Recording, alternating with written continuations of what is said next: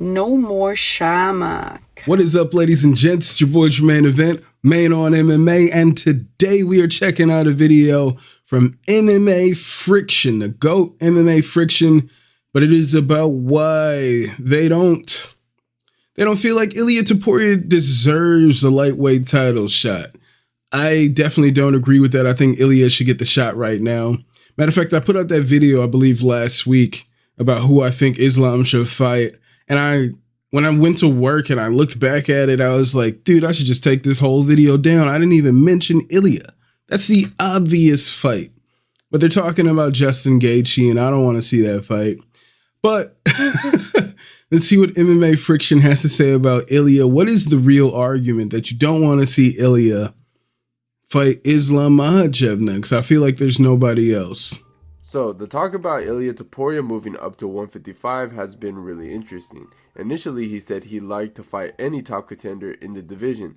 Islam Makhachev, the reigning lightweight champion, was pretty clear in his response, saying if Topuria wants a title shot at lightweight, he needs to prove himself with at least one win in the division first. But he has a win in the division. A little bit murky. We started hearing Islam's team saying that if the UFC offered them Topuria, they'd take the fight without hesitation. That made it seem like the fight could actually happen. But then boom, we find out that Ilia Topuria turned down a fight with Arman Tsarukyan, a legitimate top contender at 155. And why? Because he doesn't feel like he should have to earn his shot. That's a bold stance to take, especially in a division as stacked as lightweight. And now, Islam's camp is back to their original stance, saying he does need to fight at 155 before getting a title opportunity. And then you got Charles Oliveira outright declining a fight with Ilia, which just he came back. Nope. He came back.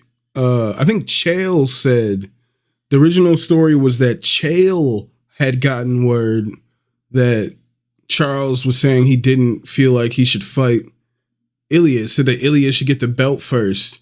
But then Charles came back like a day later and said he would knock Ilia the fuck out. So let's not do that. All right. Charles came out and said he definitely wants that fight and he feels like he would beat Ilia. I thought it was weird when it came out that Charles was saying he didn't want to fight Ilia unless he got the belt. I was like, not Charles. But he came out immediately and was like, hell no, I'll knock that dude out tomorrow. I was like, all right. Situation. This kind of leaves Topuria in a weird spot because if he isn't fighting Islam or Oliveira, who is he fighting? And that's the real question, because if neither the champ nor the former champ wants that fight, it means Ilia has to face a legitimate lightweight contender, which brings us to the real issue. Should he have been considered for a lightweight title shot in the first place? And look, yes. I already know a lot of fans are going to say, of course he deserves it. He knocked out Alex and Max. Give him the title shot. And honestly, that's where I'm kind of torn. There's a solid argument for why he doesn't necessarily deserve one right away. I get that some people are disappointed we're not getting Islam versus Ilia, but honestly, I think that's totally fine. I'd argue that Ilia hasn't actually earned that fight yet. And look, dude, I get it. Ilia's coming off a huge win over Alex Volkanovski. He's got that undefeated record, and yeah, he absolutely could. He's coming off a huge win against Max. But does that really justify an immediate shot at the lightweight title?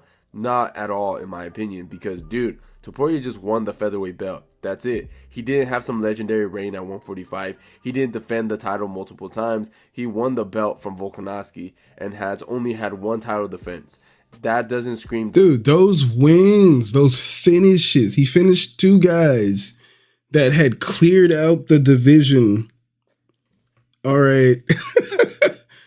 Those two wins are massive. Only person those guys haven't fought is Mobsar. Double champ material yet. If we're comparing this to Volkanovski, he had to clear out the featherweight division before getting his shot at Islam. He defended his belt 5 times. He beat Holloway 3 times, took Ortega out, Yair Rodriguez, and TKZ. He was a dominant champion for years. And look, man, I'm just tired of these guys moving up without actually proving themselves as a dominant champion. I mean, Conor did it. Others have done it. You can do whatever you want. Ilia thinks he should get a free pass too. That's crazy. If you don't have at least 4 or 5 title defenses, you shouldn't even be thinking about moving up. Do it. Winning the belt have no defenses and move up. Isn't enough to just work your way to the number 1 contender like Hamzat and then move up to the next weight class. Never even fight for the belt. Do whatever you guys want. Justifying skipping the line at a whole new weight class. I'm actually glad that the UFC is finally putting their foot down and saying we don't want double champions. I mean, they might consider it if someone completely cleared out their division. You know, I was watching a video about the lottery. It was explaining the lottery. If you guys don't remember the lottery, it's that short story, small village. They have this tradition where they pull the lottery and do the lottery in June, and they'll have corn. Corn will grow soon, I believe the phrase. Lottery in June, corn will grow soon. You know, and it's pretty graphic how the lottery ends. They stone someone toward the end, but the whole thing is like people trying to say that other people have gone away with these traditions. You know what I'm saying? But they keep it going. They keep doing it just because it's something they've always done, this tradition. And I bring that up because this guy is like, I don't think people should be moving up unless they do this. There's no checklist. There's no certain requirements. There's no, you need these qualifications before you can move on to this level. He can do whatever the fuck he wants. Any fighter can move however they want. If he wanted to do those 2 fights, move up to lightweight, he should.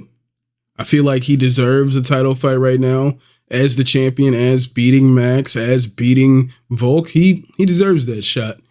All right? There's no, you should do these things, yada, yada. Because why? Just because you're saying it? That means nothing. But that's got to be rare. Like, take Merab for an example. If he beats Sean O'Malley, then he takes out the winner of Corey versus Figgy. At that point, you can argue that he's done enough to move up and challenge for the featherweight belt, whether that's Volk or Lopez. But unless a champion dominates a division like that, I get why the UFC is hesitant on handing out these champion versus champion opportunities. As if he fights 3 guys. Are screaming at me right now, saying that Ilia Topuria knocked out both Volkanovski and Max Holloway, and that's impressive. But it is. I'm screaming back at you. But that doesn't automatically mean he deserves a title shot at lightweight. Not even close. Look, I get it. Both Volk and Max are considered the best featherweights of all time. But let's not forget what Volk... Did Renato Moicano just fight Islam Makhachev for the belt? ...had to do to... Did that just happen? Okay. ...even get his shot at 155. He cleared out a division, defended his belt 5 times, and then he moved up. Meanwhile, Topuria chose not to fight Volk again, didn't take the Diego Lopez fight, and act like he cleaned out the division already, which is kind of laughable. Moicano is to Islam what Ilia Quinta is to Khabib. Featherweight still has life in it. You've got Masvar Evelev on the rise. You got interesting matchups with Yair, Pitbull. And I fucks with Al. Shout out to Ilia Quinta. And plenty other contenders that make the division raging now. And I see a lot of people blaming Islam for not taking the fight. They're saying that he's ducking and all this other stuff. But honestly, I don't really blame him. Because let's be real, Islam Makhachev versus Ilia Topuria does nothing for Islam's career overall. If Islam wins, all people are just going to say, you just be another featherweight. That was the biggest criticism after he beat Volkanovski. And yeah, Volk is an incredible name to have on your resume. But that was already 2 fights against a guy who's moving up to 145. That's not what all people are going to say, man. Like, he's just putting out random narratives that have been out there. He's not putting out a real opinion there. Because me as a hardcore, I'm not going to say if Islam beats Ilia, it just meant nothing. He just means he beat another featherweight. No, he beat a great fighter in Ilia Topuria. No real fan is going to say beating undefeated Ilia Topuria means nothing. All right? Not a single hardcore is going to argue that. On another featherweight, just putting him on the same spot again, it's a high risk, low reward situation for him. Now let's stop for a second and let's think about where Islam is in his career. He probably doesn't have that many lightweight title defenses left before he decides to move up to 170. He's already talking about it, and we know lightweight champions don't stick around forever. So if that's the case, why waste one of his last defenses on another featherweight moving up? Waste the last defense? This is nonsense. He wants to prove that he's the best lightweight. Complete disrespect. Not just guys coming from different divisions. He's absolutely disregarding Ilia. Why would he waste a title defense on undefeated fighter Ilia Topuria, who's got the fucking glow? All right. Why would he waste a defense? That's nonsense. Names like Charles Oliveira or Dustin Poirier actually make sense. Charles is a legacy opponent, and while Dustin might not fully deserve that shot based on the rankings, he's still a massive name who's done a lot at 155. You can't talk to me about names. If you're talking about, oh, they need to check off these boxes, beat this guy, went on this run, and then say, but he's a massive name, then your whole argument is nothing. It's flippant. Means something for Islam's career. All right, now, it'll change. The requirements will change depending on who the fuck you like, according to this. It's ain't a set checklist. If people need to do this, this, and that, then you can't say, but this guy is a big draw. Like, that should rule him out by your checklist, or your checklist means nothing. Last fight against Renato Moicano, that fight didn't belong in that title picture at all. Moicano didn't deserve to be in there. He didn't. And if Islam fought Topuria, it's the same situation. No. It just doesn't do anything for the lightweight legacy. So if we're talking about... How does fighting a former UFC champion who gave up the belt the same as fighting Renato Moicano, who had no business in a title fight? No business. It's not the same thing. Don't give Justin Gaethje a title shot yet. Armin versus Justin should be the fight to make in a title eliminator, because let's be real, Islam is probably not competing until Abu Dhabi in October. That gives the division time to sort itself out, and by then a clear lightweight contender will be ready to go. Now, if Islam's going to defend his belt, it needs to be against a real lightweight contender, not another guy moving from 145. Now, if you ask me, Charles versus... Who is another guy from 145? Are we talking about Charles Oliveira? Are we talking about Dustin Poirier? Are we talking about fucking all of them who originally used to fight at 145 and then moved up to 155? Who, like, let's take them all out of there then. If you fought at 145, Moicano, if you can't qualify for a fight with Islam Makhachev, clearly, by this guy's standards. If you've ever fought a featherweight, you do not qualify. Charles, you can't get a fight. You used to fight at 145. It's over. Ilia is the fight to... Doesn't matter you were a champion. Ilia's former champion. Doesn't matter. Technically, kind of still the champion until Vulcan Diego fight. Doesn't matter. You fought at 145. It's the only one that really makes sense. And look, if Topuria wins that fight, I'm all in on him getting a title shot. Now, as for Charles, he's got no excuse. When you look at the top 5, this is the only matchup that fits. It has to be Topuria versus Oliveira next. With that being said, I find Ilia moving up to 155 is super interesting. Even if he's not fighting for the title right away, just seeing how he matches up with these bigger, stronger guys is going to tell us a lot. We've seen him at lightweight once in the UFC against Jai Herbert, and in that fight, he faced some real adversity. So I'm really curious to see how much he improved since then. Because damn, I didn't think these were real. Probably not competing until Abu Dhabi. Oh shit, I went back. That gives the division time to sort itself out, and by then, a clear lightweight contender will be ready to go. Now, if Islam's going to defend his belt, it needs to be against a real lightweight guy. There we go. I didn't think those were real pictures. Then he's going to have to rely more on his technique, speed, and his fight IQ. Another thing to consider is reach. Yeah, Ilia knocked out Jai Herbert in his UFC lightweight debut, but before that, Jai was giving him some serious problem with his length and striking. Dudes, that's the real question. Because at 145, Topuria looked like a tank. You know how much he improved since then? Because obviously he at lightweight once in the UFC against Jai Herbert, and in that fight he faced some real adversity. So I'm really curious to see how much these real photos, because obviously he leveled up a lot. But can he handle the bigger dudes? That's the real question. Because at 145, Topuria looked like a tank. You know, stocky, powerful, and physically dominant. But at lightweight, that advantage might not be there. A lot of these guys are walking around 180 plus pounds before cutting to 155. Fighters like Islam Makhachev, Armin Tsarukyan, and even Justin Gaethje aren't just bigger. They're used to dealing with serious knockout power. The shots that drop Volk might not have the same effect on natural bigger opponents. And if Ilia can't bully guys physically like he does at featherweight, then he's going to have to rely more. I think his movement, though, he'll be able to, like, touch him up. Like, remember the Josh Emmett fight? How Emmett just couldn't find him, and he was able to come in, touch him up, pepper him, pop, pop, pop, and then be out of there.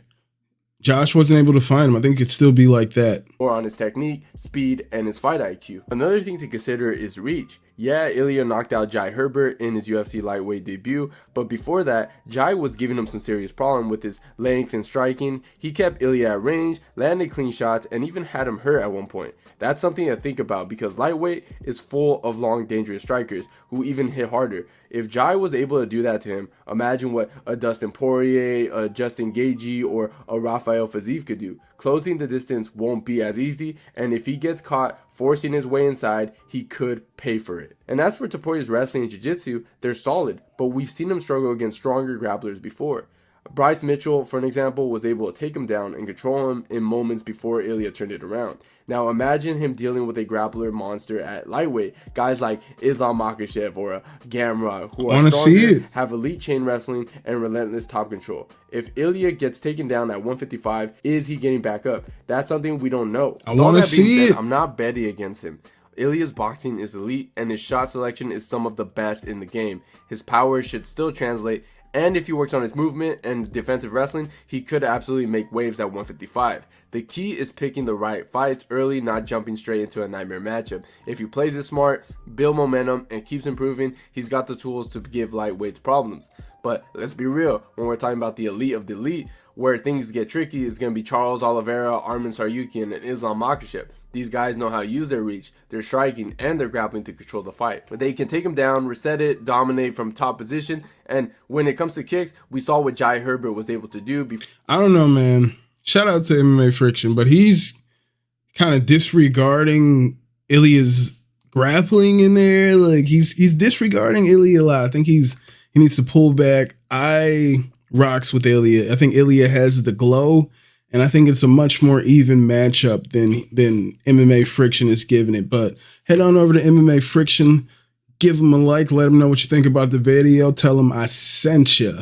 All right, but thank you guys for being here once again. Let me know what you guys think in the comment. Does Ilia deserve the shot? I think he does. If not, let me know in the comments why. But yeah. But until then, ladies and gents, be easy. I'm more Francis Ngannou. I be the biggest problem out of any nigga I know. A little old school like some 45 vinyls. You niggas old duels, what that do to the wino? I do it the commercial way, pay without the splits.